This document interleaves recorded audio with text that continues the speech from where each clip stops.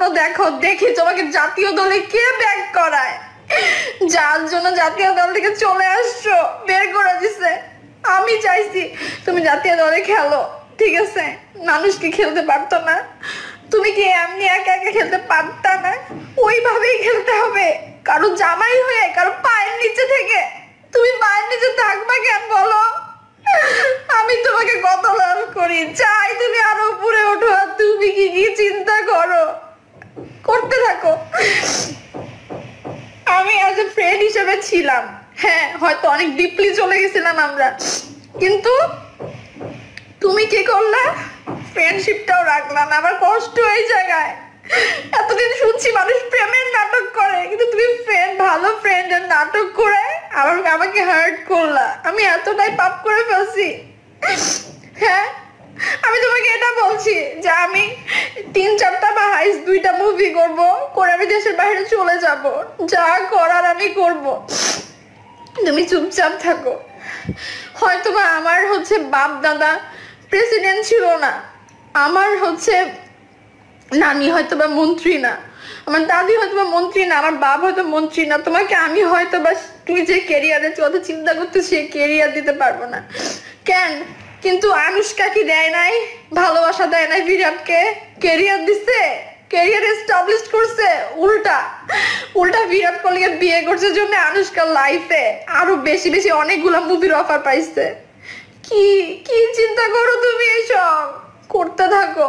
আসলে আমি তোমার না ভালোবাসা না ভালো লাগা, জাস্ট 2 দিনের মজা, 2 দিনের ইউজ, আর কিছু না, তাই না?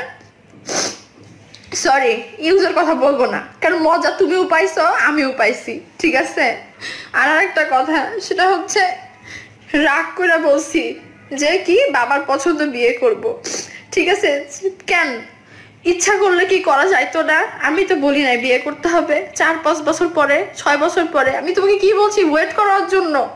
ও যদি আসে ভালো কথা, আর যদি ওর না আসে তাহলে তাহলে কি করবা? তাহলে বলছো তাহলে তার পরে দেখা যাবে। কি বলছো? কথা দিছিলা আমি যতদিন থাকবো কোনো মেয়ে তোমার লাইফে আসবে না, ফ্রেন্ড হোক আর গার্লফ্রেন্ডই হোক। হ্যাঁ, কথা রাখছো, কথা রাখছো, আমি মানলাম কথা রাখছো, কিন্তু কেন অ্যাভয়েড করতেছো? কি দোষ করছি আমি? চাচ্ছ মরে না, ঠিক আছে? আমি ওয়েট করবো ওই মেয়ের জন্য, ঠিক আছে? যেদিন ওই মেয়ে আসবে সেদিন হয়তো বা দুনিয়ায় ছাইড়া দিব আমি, এতটুকু বললাম। এই যে হাত কাটা দেখছো, হাত কাটা দেখো, দেখো দেখো হাত কাটা দেখো, দেখছো? এই হাতটা না কাটছিলাম আমি আমার আম্মু আব্বুর উপর রাগ করে, খোদার কসম, আমার বাপের কসম, প্লেট দিয়ে কাটছিলাম, খাবার দিয়ে গেছিল, প্লেট ভাঙা, একটাই কারণে আমার এক্স বয়ফ্রেন্ডকে অপমান করছে, মেনে নিতে পারি নাই। আমি বললে আসবে, আমি তোমার নাম বলি নাই, কাউকে বলবো না। আমার সাথে সেলফি তুলতে ভয় পাও না, ঠিক আছে? কোনোদিন আর সেলফি তুলতে হবে না। মানুষের না কথাই সেলফি, মানুষের না প্রতিটা কাহিনী সেলফি। তুমি কি মনে করো প্রতিটা আসামি, খুনের হোক চুরির হোক যেটাই হোক, অপরাধ করার আগে না প্রমাণ সাক্ষী রাইখা রাইখা করে? রেডি থাকো, রেডি থাকো। ওই মেয়ে ওর সংসার ভাঙে যদি তোমার কাছে আসে, আমিও বললাম তো আমার জীবন ভাঙে আমি সবাইকে দেখাই দিব যে আমি তোমাকে ভালোবাসছি, দেখি কার ভালোবাসা জোর কত, ঠিক আছে? ভালো থাকো তুমি, আর আমার কিচ্ছু বলার নাই, ঠিক আছে? আমার এটারই ইয়ে ছিল, তুমি তো আমাকে বলছো তোমাকে ভালোবাসো না, পছন্দ করো, ফ্রেন্ড হিসাবে থাকবা, কিন্তু কথা কি ফ্রেন্ড হিসাবেও তো ফ্রেন্ডশিপটা ভালো মতো রাখতে পারলাম না, ঠিক আছে? কন্ট্যাক্টটা রাখলে কি হইতো? রিস্ক মনে হচ্ছিল আমাকে যে আল্লাহ এই কোনো কিছু কইরাই ফেলে নাকি, দিন যাচ্ছে সিরিয়াস হয়ে যাচ্ছে, এই জন্য ভয় পাচ্ছিলা? হ্যাঁ, আমাকে ভয় পাও তুমি? আমি তো ভয় দেখাই নাই, আমি তো তোমাকে কোনো কিছু বলি নাই। এই কে? আমি কি তোমাকে ভয় দেখাইছি, ব্ল্যাকমেল করছি? আজকে আমি কিছুই তোমাকে বলতেছি না, খালি এতটুকুই বলতেছি যে আমার খারাপ লাগতেছে, এগুলো বাদ দাও, নেক্সট টাইম আর কারোর সাথে কিছু করিও না। মানুষ মরতে না 2 সেকেন্ড লাগে না, 2 সেকেন্ড লাগবে না মানুষ মরতে। খোঁজ নিয়ে দেখো গাইবান্ধায় ক্লাস 10-এ পড়তো আমার চাচাতো বোন, আব্বু চাচাতো বোন দেখতে আমার থেকে অনেক সুন্দরী, আমি তো কিচ্ছুই না। ঠিক আছে, নিউটনে পড়তো, গভর্নমেন্ট গার্লস স্কুলে, নাম হলো জিসা, ইফাত শারমিন জিসা। ঠিক আছে, ওর বয়ফ্রেন্ড ওর সাথে এরকম করতো, প্রেম কইরা সবকিছু কইরা দেন যেই আসেই।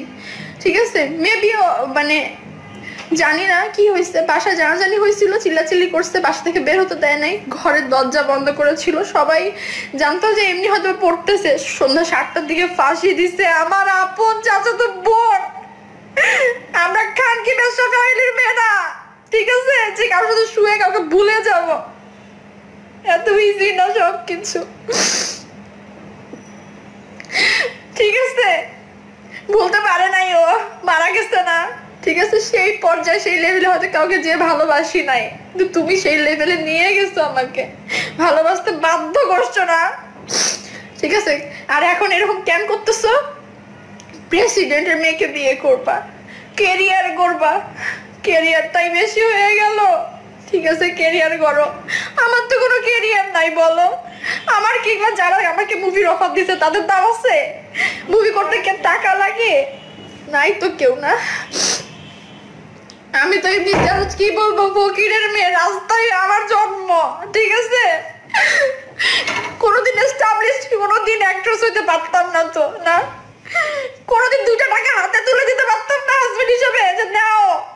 ঠিক আছে, এটা একটা ব্যবসা করো, এটা পারতাম না। আমার কলিজা, জানো আমার কলিজা, আইডিয়া নাই আমার কলিজা সম্বন্ধে। তোমার জন্য রূপার ব্যান্ড বানাইতে দিছি আমি 20 ভরি দিয়ে। জিজ্ঞাসা করছিলাম সেদিন, রূপার ব্যান্ড আছে তোমার? বছর সোনার ব্যান্ড আছে, রূপার ব্যান্ড নাই। বানাইতে দিছি তোমাকে গিফট করবো জন্য। যে তোমার বার্থডে 14ই ফেব্রুয়ারি, আমার বার্থডে 19শে ফেব্রুয়ারি, বার্থডে গিফট দিতে পারি নাই আমি। কি দেই? তুমি কি বলছো শার্ট টার্ট দিবা না, কোনো কাপড় চোপড় দিবা না? আমি বলছি ঠিক আছে, তুমি ব্র্যান্ডেড জিনিস পরো, অত দামি জিনিস হয়তো আমি কিনে দিতে পারবো না, আর ঢাকায় হয়তো বা অত দামি জিনিস পাওয়াও যায় না। রান্না করে জাস্ট নিয়ে গেছিলাম আর আম নিয়ে গেছি, খাইছো, খুব খুশি হয়েছি, কলিজা ঠান্ডা হয়ে গেছে আমার। দয়া করে ব্যাটটা পৌঁছায় দিব, নিও, নিয়ে সাজায় রাখিও, খুশি হবো, আর কিছু বলার নাই আমার। অ্যাক্টিং আমি জানি না, ঠিক আছে, অ্যাক্টিং আমি করতেছি না, খালি এতটুকুই বলতেছি। কিন্তু একটা কথাই বলবো, খুব ইচ্ছা ছিল মুভিটা, বাংলাদেশের মুভি 2-3টা করবো এই বছরে। কলকাতার মুভিটা শেষ করে দেশের বাসায় যাব। বাবা সেদিন ফোন দিয়ে বলতেছে, মা কি পাগলামো শুরু করছো, আইএলসে ভর্তি হও না, দেশের বাইরে যাবা না? আমি বলি যাবো বাবা, যাবো যাবো, আমি যাবো তো, পড়াশোনা তো করবো আমি মিলিয়নিয়ার নাই। ঠিক আছে, আমি যে কি নিয়ে আসি, কি নিয়েছিলাম, কি নিয়ে থাকতেছি, উপর আল্লাহ ভালো জানে। হয়তো বা বেশি ইমোশনাল হয়ে গেছি। তুমি তো ভালোবাসতে বলো নাই, ফেলছি তো, ফেলাইছো তো, তুমি আমাকে ভালোবাসতে বাধ্য করছো। ভালোবাসা বাধ্য করে বলো কি ভালোবাসিও না, হ্যাঁ?